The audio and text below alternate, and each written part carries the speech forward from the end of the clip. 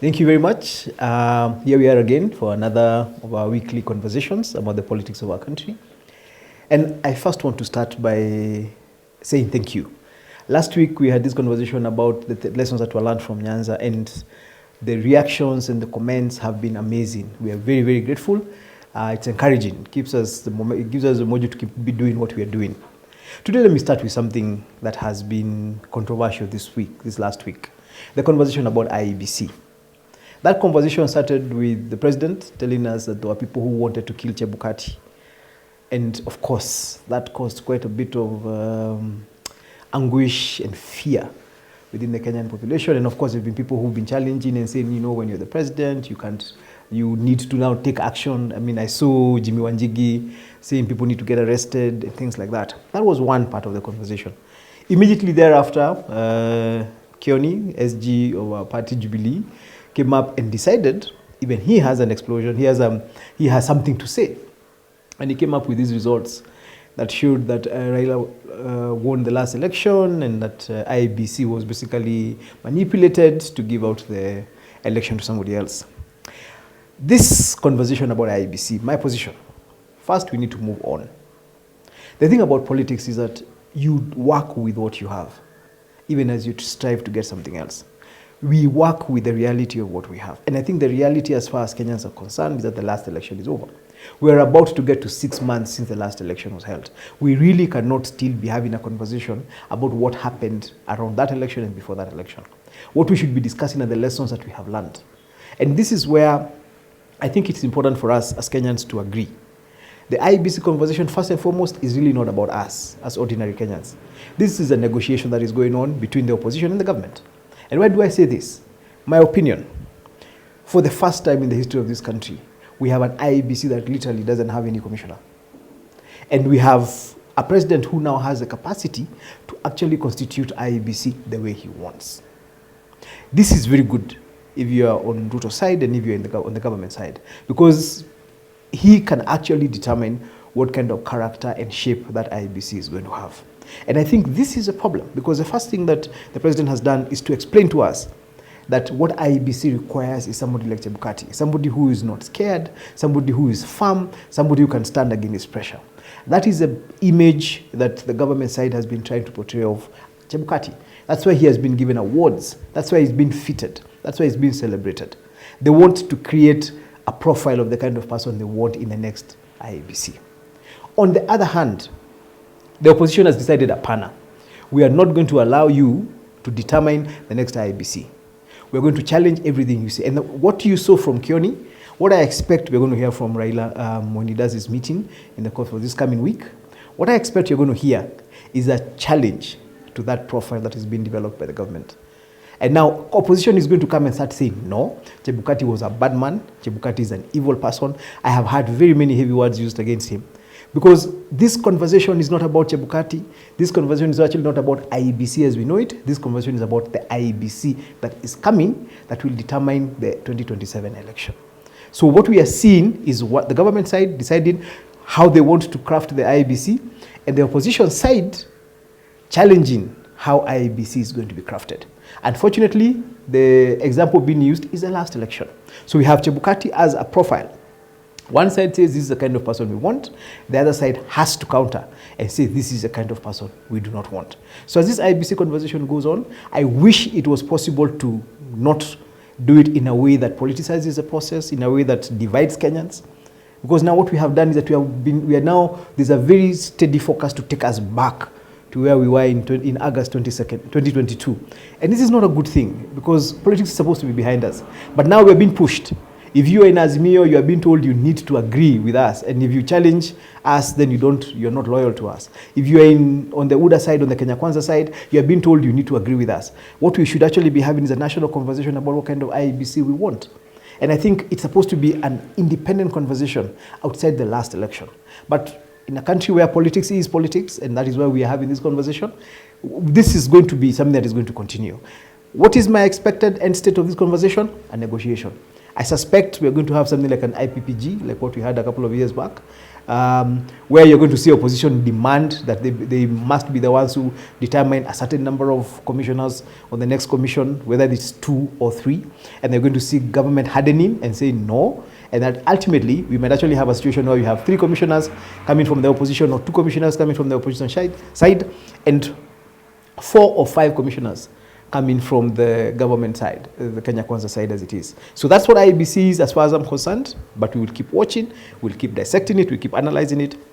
I just wish we would not create conversations and narratives that harden Kenyans in the political divisions. I wish we were able to bring this conversation into a place that brings us together. Anyway, moving on swiftly.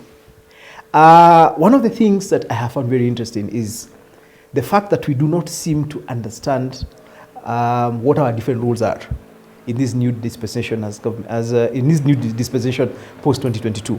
For example, I was asking a few friends of mine who support government what the Kenya Kwanza manifesto and idea of what they're supposed to do is, and it was interesting. The best answer I got was somebody who said it's called the plan, but nobody seemed to understand what the plan is supposed to be about.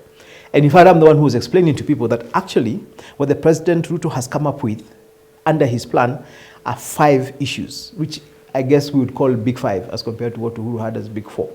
And the first thing that the President has come up with is agriculture, which is around food security. And his ideas and he's been a Minister of Agriculture and did a pretty good job when he was Minister. And I suspect he wants to focus on how to develop the agricultural industry to the point where we can actually have food security. So that's point number 1. The second point he has is access to affordable credit. I suspect that's where Hustler Fund comes in. The whole idea of trying to expand the base and making sure Kenyans are able to access credit to be able to run their business. That's point number 2. There's universal healthcare, which is, I guess, borrowed over from last time. You really can't run away from the issue of the fact that this country requires us to have a very, very good healthcare network. And that is point number 3. Point number 4 is manufacturing. Also carried over from the previous government, and manufacturing focuses also on value addition and how this country needs to move itself into an industrialized state.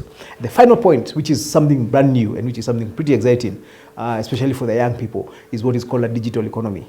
President Ruto wants to push a digital economy where we have a digitized structure across the country that allows you to trade, to barter, to develop, to market yourself, to sell from the digital space. That the benefit of digital space, and that I guess is where you would see the Wi-Fi being set up in markets. That's where you'd see the focus on trying to connect as many Kenyans as possible to the internet. The advantage of that is, first, you have a very cheap way of moving products.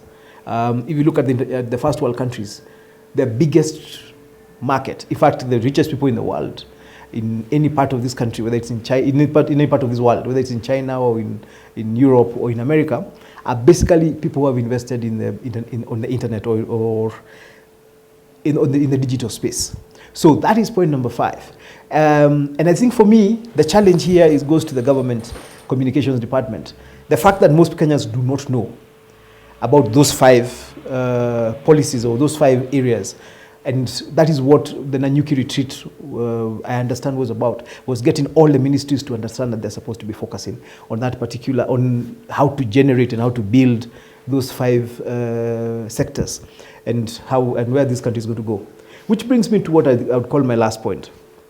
If that is what the government is supposed to be doing, telling us this is their agenda, this is the agenda they put on the table. And remember, once a government wins, they now become the ones who are setting the agenda. What is the role of the opposition? The role of the opposition then is to start challenging the government on these 5 sectors.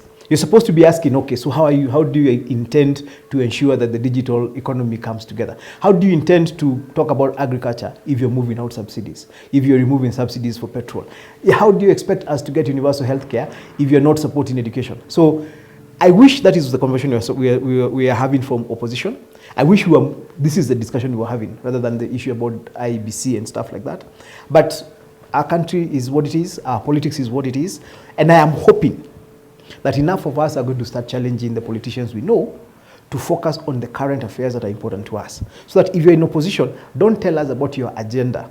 Because as opposition, when you tell us about your agenda, there's nothing you can do about it. You don't have the capacity or the power or the office to implement your agenda.